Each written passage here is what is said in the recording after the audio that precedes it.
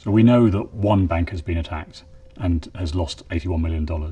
What we don't know yet is how many other organisations have been hit, and whether the attack happened through the bank itself, through their network, or perhaps even through an insider. So historically, attacks targeting banks are a lot low level with higher risk. Malware is used such as banking trojans, and then obviously more recently, more higher level cyber threat actors have started targeting the actual systems running the banks for much higher reward. The targeted systems are usually the most secure systems within a bank, so they do take a lot of care to make sure that unauthorised access can't happen to the messaging systems that were targeted. In a situation like this, where the money's going all over the place and the attack is global in significance, what you're seeing now is organisations like ourselves, from a security point of view, taking a much greater role in terms of understanding what's going on. So what we really saw here was a compromise of trust on multiple different levels. So the messages that were sent over the SWIFT network to the New York Fed, they looked as if they came legitimately from the Bank of Bangladesh.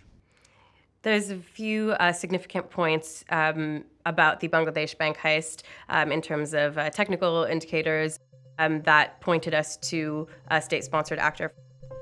Some threat actors we would call cyber espionage groups, and they may target banks for financial motives for their nation state that they're working for, or it may be to disrupt other nations. But what we've really seen is that the connectivity between financial institutions and the increase of the sophistication of these cyber attacks is another way into that source of funds.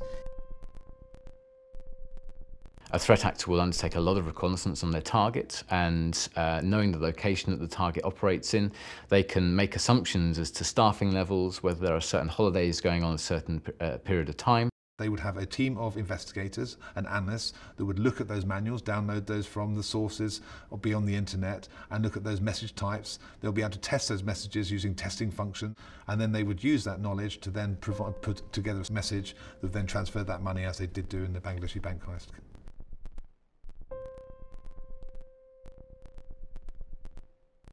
Looking at the four accounts that were targeted as destinations were in the Philippines.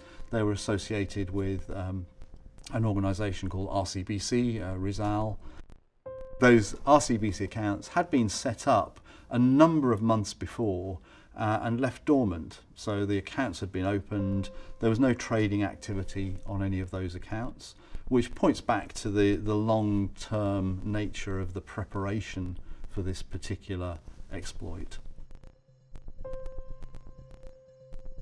So actually, if you think about the level of detail that the attackers needed to understand about the global financial system, the inner workings of the Bangladesh bank network, that's a vast amount of research. That says to me that actually a very determined and a very sophisticated adversary is at play here.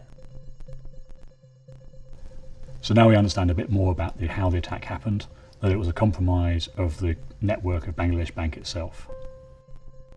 We want to understand a little more about where the $81 million went.